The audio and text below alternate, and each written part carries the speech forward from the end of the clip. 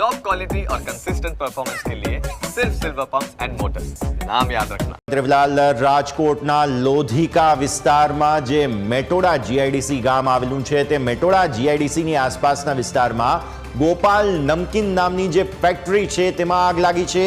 આ ગોપાલ નમકીન listed company છે, share બજારમાં લિસ્ટેડ કંપની છે, તેમાં આગના સમાચાર સામે આવી રહ્યા છે। જીઆઈડીસીમાં ગોપાલ નમકીન ફેક્ટરીમાં આગ લાગી છે, જેમાં फायर फाइटर द्वारा आग ने काबूमां लेवानी कार्यवाही शुरू कर देवामां आवी छे। आगनी घटना बनता आसपासना विस्तारना लोकोना टोळा उमटी पड्या छे।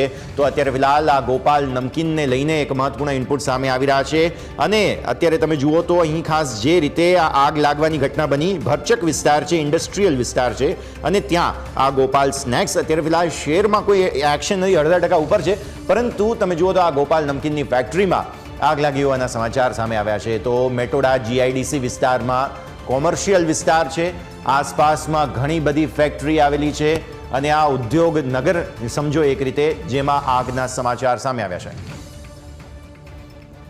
संवाददाता ऋषि अत्यारे फोन लाइन पर आपणी साथे। ऋषि, खूब ज भरचक विस्तार छे मेटोडा जीआईडीसी, जेमां गोपाल नमकीननी फैक्टरीमां आग लागी छे, शुं विगतो?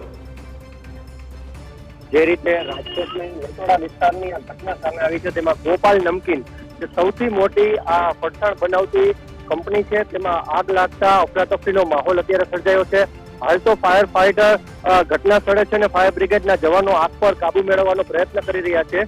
2 થી 3,000 કર્મીઓ આ કંપનીમાં કામ કરે છે, પરંતુ હાલ જે પ્રાથમિક માહિતી સામે આવી રહી છે કોઈ પણ કર્મીને જાનહાનિ થઈ નથી।